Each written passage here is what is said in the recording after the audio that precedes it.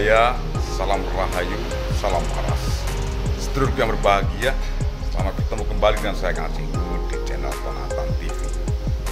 Bagaimana keadaan kita? Semoga dalam keadaan sehat dan tak dalam lindungan Pangeran yang Maha Kuasa. Sedulurku, setelah kita menyimak video yang beredar kali ini, ada beberapa pahlawan yang dinyatakan atau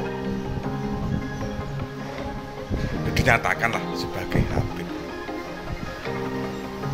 Jadi ini juga tentunya sangat membingungkan bagi kita generasi yang baru-baru atau generasi baru saat ini. Kalau saya dulu ada PSBB, ada IPS.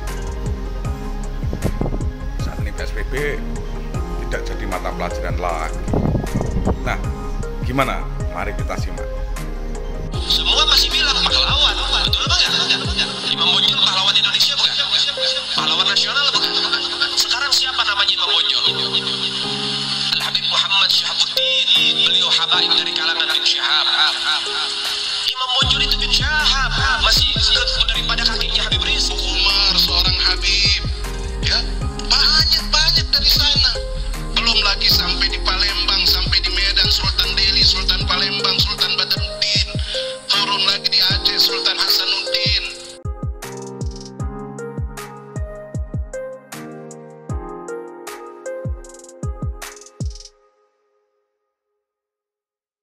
Sedulurku, ini dari Detik Hikmah. Saya temukan tuanku Imam Bonjol. Ini lahir di Bonjol, Luha Agam, Pagaruyung pada tanggal 1 Januari 1772. Nama aslinya Muhammad Sahab. Ayahnya adalah Khotib Bayanuddin yang merupakan seorang alim ulama dari Sungai Rimbang, Suliki 50 kota.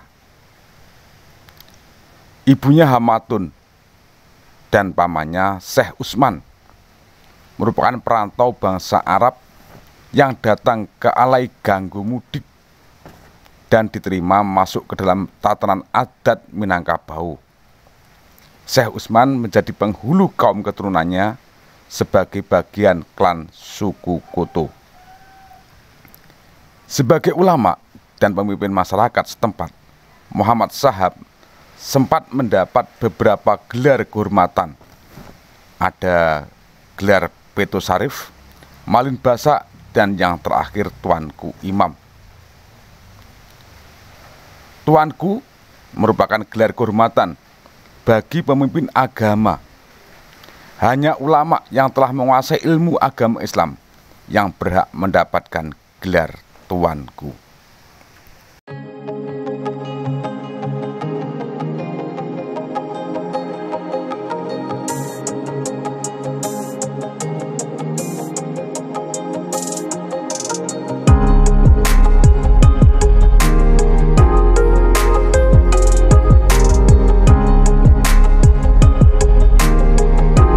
Yang berbahagia selanjutnya, ini siapa? Teuku Umar ya. Ini saya ambil dari Dispersip Kabupaten Kampar. Ya. Teuku Umar, ia dilahirkan pada tahun 1854 di Meulabuh, Aceh Barat, Indonesia. Ia merupakan salah seorang pahlawan nasional yang pernah memimpin perang gerilya di Aceh sejak tahun 1873 hingga tahun 1899. Kakek Teuku Umar adalah keturunan Minangkabau, yaitu dari Datuk Makdum Sati yang pernah berjasa terhadap Sultan Aceh.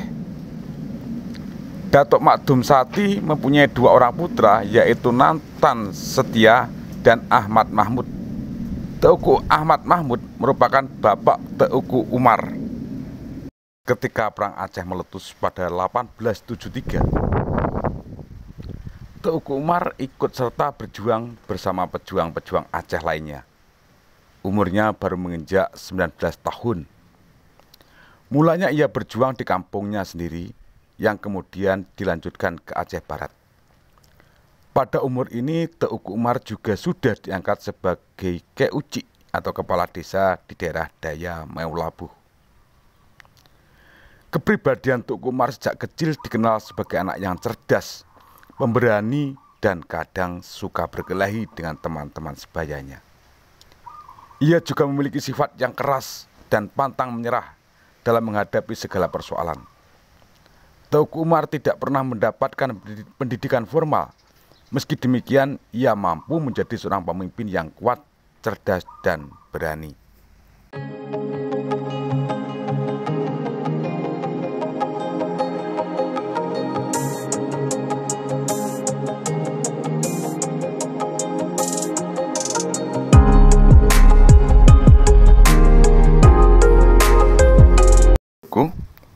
Sekarang Cut Nyak Dien merupakan pemimpin perlawanan Aceh sebelum kemudian wilayah itu sepenuhnya dikuasai Belanda pada 1904. Ia lahir di sebuah daerah bernama Lampadang, Aceh Besar tahun 1848. Selain figurnya sosok pemimpin perlawanan melawan Belanda, Cut Nyak Dien juga dikenal sebagai sosok cerminan kesetaraan gender dalam ranah perjuangan. Ia merupakan seorang putri dari panglima perang yang bernama Teuku Nanta Seutia dan ibunya yang merupakan seorang keturunan bangsawan dari kampung Lampagar. Ayah dari Cut Nyak Dien adalah keturunan Magdum Sati yang merupakan perantau dari Sumatera Barat dan diperkirakan datang ke wilayah Aceh pada abad ke-18 ketika Sultan Jamalul Badrul Munir memerintah kerajaan Aceh. Ia adalah orang yang membangun wilayah Nam Mukim yang kurang subur menjadi daerah yang terkenal dan makmur daripada sebelumnya. Di wilayah Nam Mukim ini pula terdapat daerah kelahiran dari Cut Nyak Dien. Di wilayah Nam Mukim ini, Magdum Sati diberi kekuasaan oleh raja untuk memimpin daerah tersebut. Kemudian Magdum Sati memiliki keturunan 2 anak yang diberi nama Teuku Nanta Seutia dan Teuku Cut Mahmud, anak dari Magdum Sati yang bernama Teuku Nanta Seutia inilah yang kemudian mempunyai anak bernama Cut Nyak Dien.